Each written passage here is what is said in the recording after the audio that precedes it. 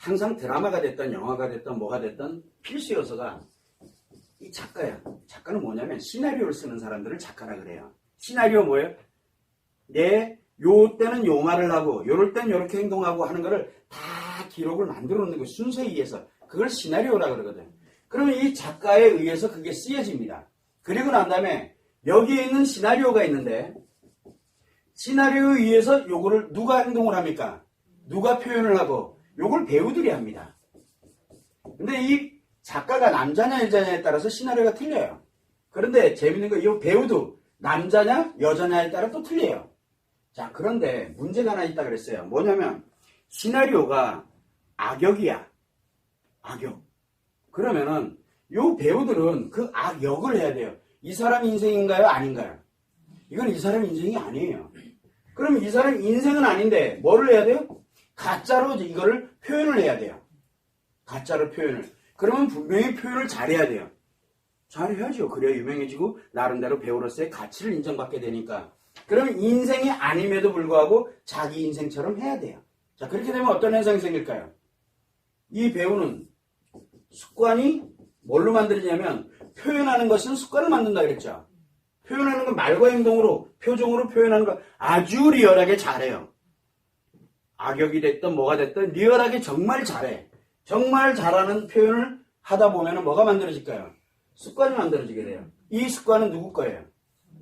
자기 인생이에요. 자, 그러다 보니까 어떤 현상이 생기게 되냐면 배우들이 아주 유명한 정말 표현을 잘해. 그런데 이것이 그 사람의 인생하고 맞느냐 안 맞느냐는 건 굉장히 다른 문제예요.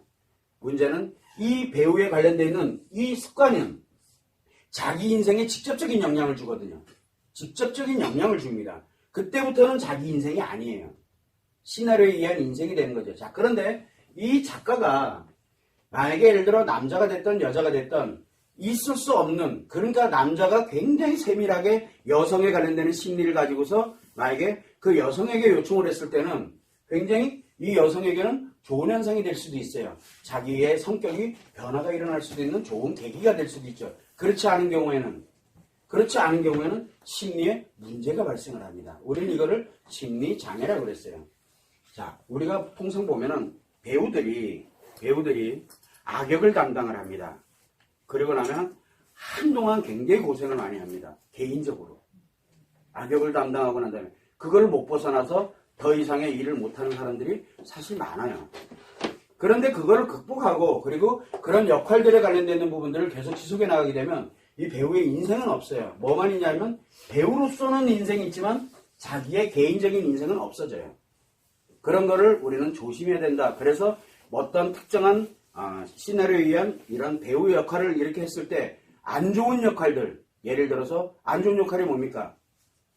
뭐 조폭 역할이 됐던 뭐 안 좋은 이런 역할들을 이렇게 하고 나면은 힐링을 해야 돼요. 그걸 다시 예전의 원래대로 돌려놓고 난 다음에 또 다른 작품에 들어가고 이렇게 가야 되는데 연이어서 계속 그런 역할들이 들어가게 되면 자기도 모르게 그게 만들어져요.